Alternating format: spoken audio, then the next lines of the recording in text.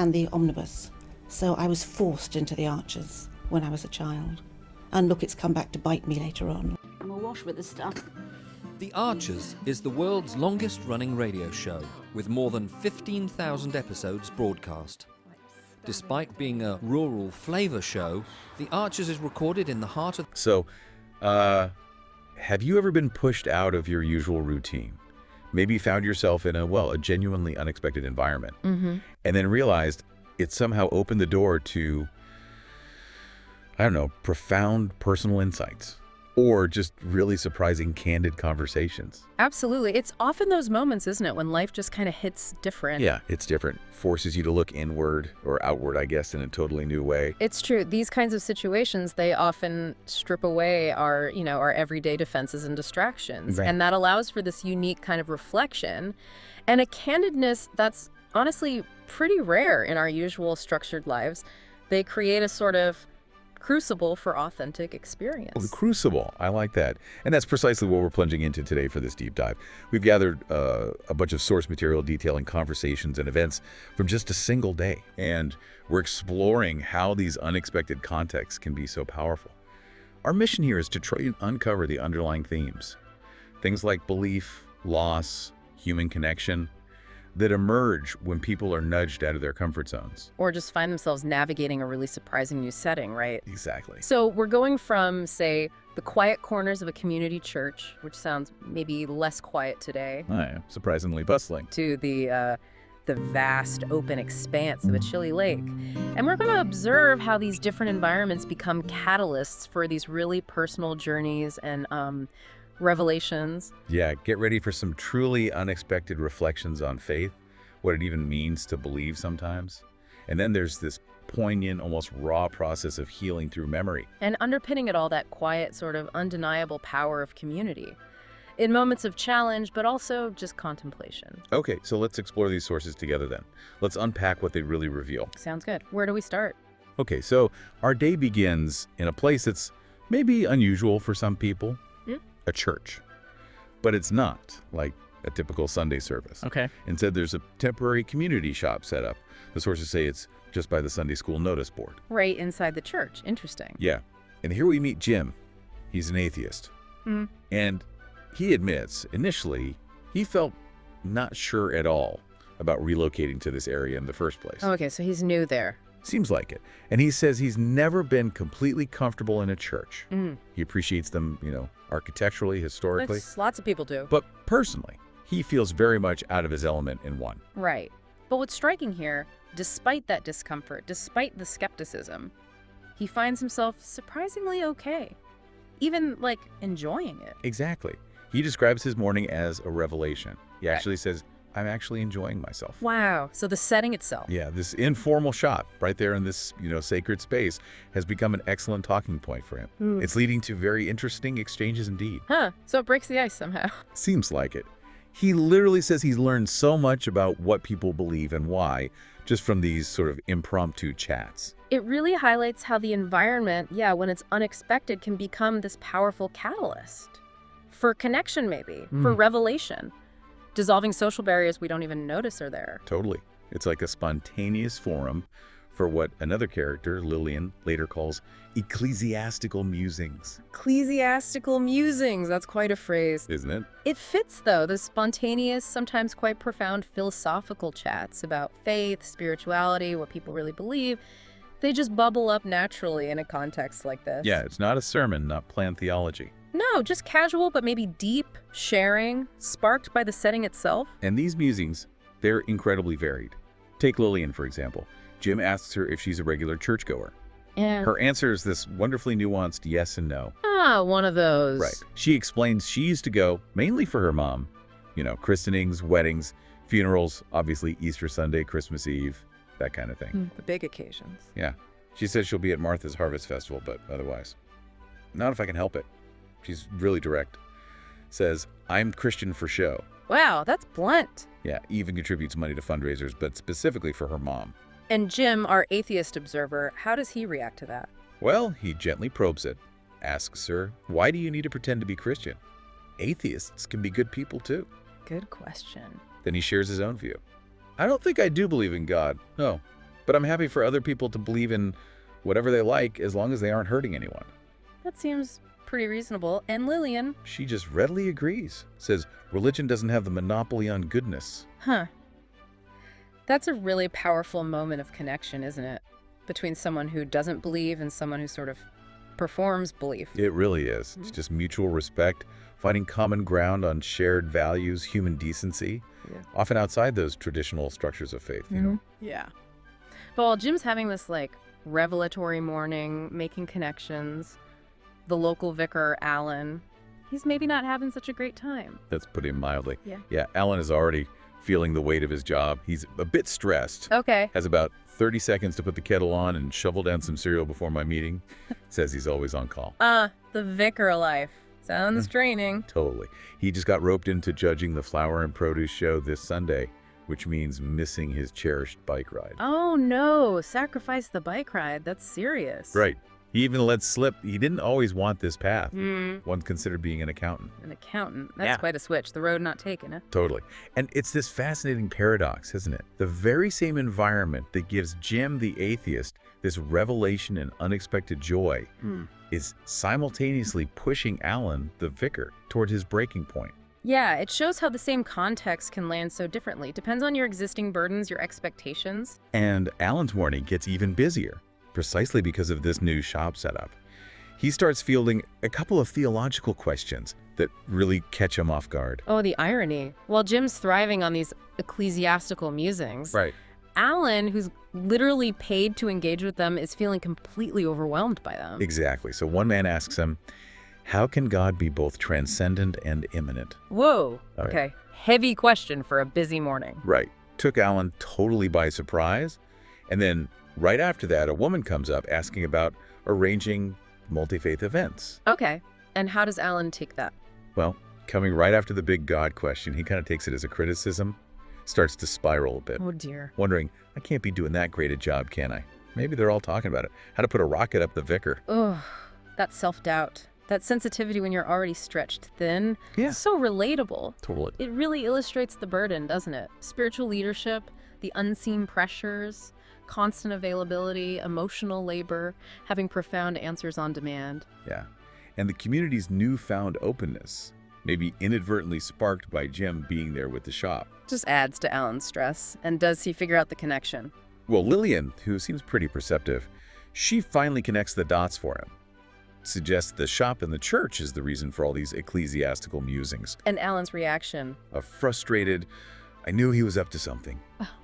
Clearly not amused by having to field all manner of speculative queries when he's already swamped. So the same unexpected catalyst. Creates two wildly different experiences. Joyous curiosity for Jim, added pressure, and maybe some existential angst for Alan. Wow. Okay, so speaking of environments that strip away distractions and push people, let's shift scenes. Yeah, let's plunge into something completely different. A scene that offers a starkly different kind of challenge, but sparks equally profound insights. A chilly, open water swim. Okay, open water. That definitely pushes comfort zones. For sure. And this isn't just a casual dip. It's a demanding 50-length endurance challenge. The apprehension is, like, palpable. You can feel it. We meet Ed. He's clearly worried, even asks if he can change his mind. He gets reminded, you can stop any time, use the whistle for rescue. Right, the safety net's there. But still daunting. It immediately immerses you in that raw, elemental challenge. The cold, the physical demand, the isolation. It sets the stage for something more than just exercise. Totally. Yeah. And amidst this tension, there's this brief, welcome flash of humor. Jazzer shows up wearing flippers. Flippers. Yeah, which are apparently getting in the way of his paddleboard. Just a little moment of absurdity before things get intense. Gotta love Jazzer. But, okay, the humor probably fades fast. It does. Ed sets off way too fast, gets shattered, feels his muscles just stop working, and he's rescuing by a boat. Oh, man. That's tough. Humbling. It is. But his friend Fallon is right there, provides this crucial, unwavering support, reassures him with such compassion, saying, hey, you were there for me. I'd never have gone in at all if you hadn't been there. That's beautiful. That reciprocity, that support really shines through, doesn't it? Even when the physical challenge ends prematurely for Ed, the emotional support from the community is rock solid. Absolutely. And this is where Fallon's own journey, which is incredibly profound, really begins. She decides to keep swimming, alone, after making sure Ed is safe and out of the water. Okay, so she carries on. Yeah. And as she continues, alone, out there in the middle of the lake, she describes feeling all of it, all at once. All of it? What's it? Well, it seems this swim becomes this visceral, emotional plunge into her own memories, her own deep, maybe buried grief. Okay. She starts recalling Jazzer all of those years ago, then the crash, and what it felt like when I thought I might not get out of the car. Whoa, trauma resurfacing. Yeah. And then, most profoundly, the raw, aching pain of losing someone named Ash, realizing she's never going to see him again. It's like a torrent of emotion hitting her out there. Just overwhelming. And it highlights how that kind of physical exertion, especially in an isolating, challenging place like open water, it can be a powerful conduit, can't it? For processing deep, maybe unresolved stuff. Trauma, grief, the repetitive motion, the focus needed, the cold. It all creates this unique mental space, allows these huge emotions to just surface. And she also reflects on the moment itself, right? Even amidst the pain. Yeah, she notes what a beautiful thing it is that all his friends and family are here in this lake today. And for him, it's just so lovely and so sad. Lovely and sad. Captures grief well. It really does. And then she adds, and I wish we'd thought to find him before he died. Oh, that line just hits hard. That profound regret, the what-ifs that haunt us after a loss like that. So honest, so raw. It really is. But Fallon finds this really unique and imaginative way to cope with it all as she's swimming back totally exhausted. How does she cope? Well, she conjures up a coping mechanism. She imagines a parallel universe. A parallel universe? While swimming. Yeah. In this imagined reality, they did find Ash. They tracked him down, they restarted their band. Wow. She pictures Dermot coming back from Thailand, or maybe he never left. Stu rejoining. She sees them playing upstairs in the pub again. Like rewriting history in her head. Sort of, but without the drugs and the chaos, she specifies. Just us and the music and the laughs. It's not just daydreaming. It feels like a profound psychological response. What's really insightful there is how that parallel universe, it isn't just escapism, is it? Doesn't feel like it, no. It's more like a sophisticated mental strategy. It lets her mind momentarily rewrite that narrative of loss. Gives her emotional refuge, maybe. Right. A way to process all those what-ifs that come with unresolved grief. Exactly. The sheer physical effort might have brought her to a state where these subconscious coping strategies could just emerge, like active meditation almost, providing this temporary internal space to heal. A way to engage with the pain, maybe, rather than just pushing it away, by exploring an alternative path that offers some sense of, I don't know, completion or happiness. Yeah. But really, it always intrudes eventually. When she's asked later if she actually wants to start the band again, for real, Fallon acknowledges the truth, quietly accepts it. No, wouldn't be the same. And her friend gets it. Totally. Agrees. No, I don't think it would. That acceptance is incredibly powerful, though. The fantasy helped her process, gave her temporary solace. Right.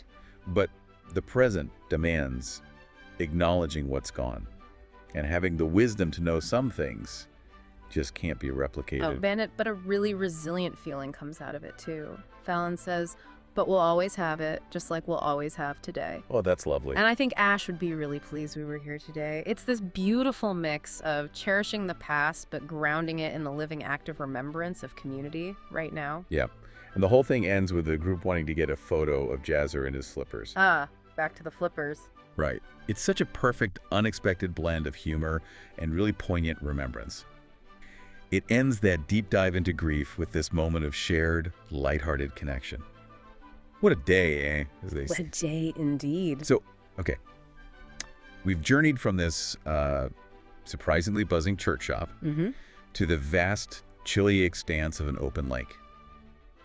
On the surface, they seem like totally disparate narratives, right? Different challenges, different internal landscape. Completely different worlds. But if we connect this back to the bigger picture, what's really striking is how both scenarios, despite that initial discomfort or difficulty, they unexpectedly open doors to deep introspection, to surprising, authentic connections. Absolutely. What's really insightful, I think, is how these disruptive environments act almost like unexpected laboratories for self-discovery. Laboratories? How so? Well, they strip away our routines, right? Our autopilot mode, Yeah. the social scripts we usually follow, and they force us into this kind of present moment awareness that maybe compels deeper thought. Okay, I see. It's in these moments of forced unroutine that our authentic beliefs, maybe unresolved emotions, latent curiosities like Fallon's grief surfacing, or Jim's sudden curiosity about faith, they finally get space to come up and be processed. That's a really profound observation. Like these novel or challenging contexts create a kind of mental white space. Exactly, allowing thoughts and feelings that usually stay buried to come right to the forefront. And in both stories, community plays such a crucial role in making that happen. Definitely. In the church, it was Jim's interactions with Lillian and even Alan that sparked those philosophical chats and revealed different views on faith. And out on the lake, that collective swim became this powerful tribute to Ash, bringing everyone together in this shared act of remembrance and also support for each other. Which raises an important question for us, maybe for you listening too. No. How often do our personal challenges get tangled up with these bigger universal questions about faith, meaning how we cope with loss? Yeah.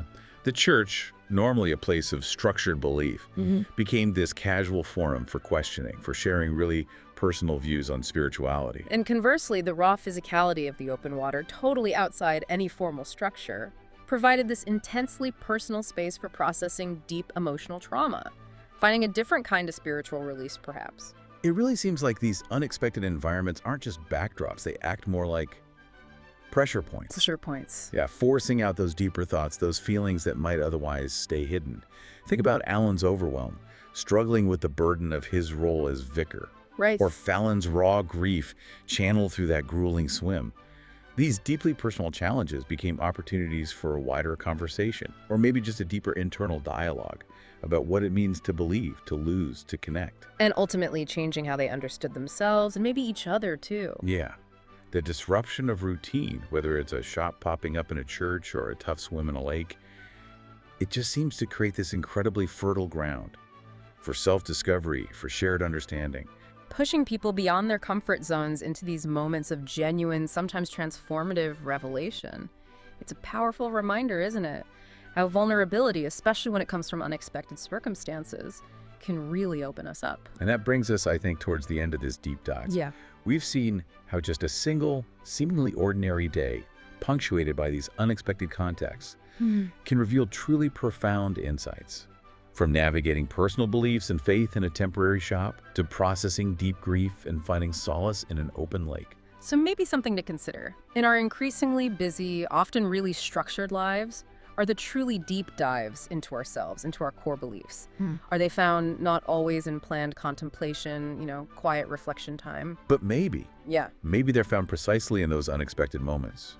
Disruption, challenge, or even just a quick, candid chat when someone's run out of tea bags. Yeah. What environments in your own life might be quietly inviting you to ask the bigger questions? Or maybe revisit those unspoken memories that shape who you are? Simply by nudging you, even slightly, out of your comfort zone. Something to think about. Definitely something to mull over.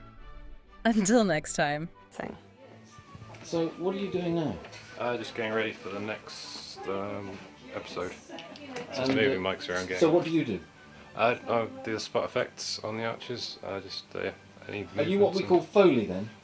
Kind of. Yep. Okay. And these are all part of the paraphernalia of production. Yep. That's the ball bar. That's this one. Yep. That's. Haley so wanted to be in their own place when their baby came. It's due in 2 months. Not much chance of that now. No. I mean, it would have been a stretch for them financially, mind, but I just wish there was something practical I could do to help them, Caroline. I think The Archers has had this immense popularity over the years, basically because it has always very accurately reflected the reality of life and living in a rural community at whatever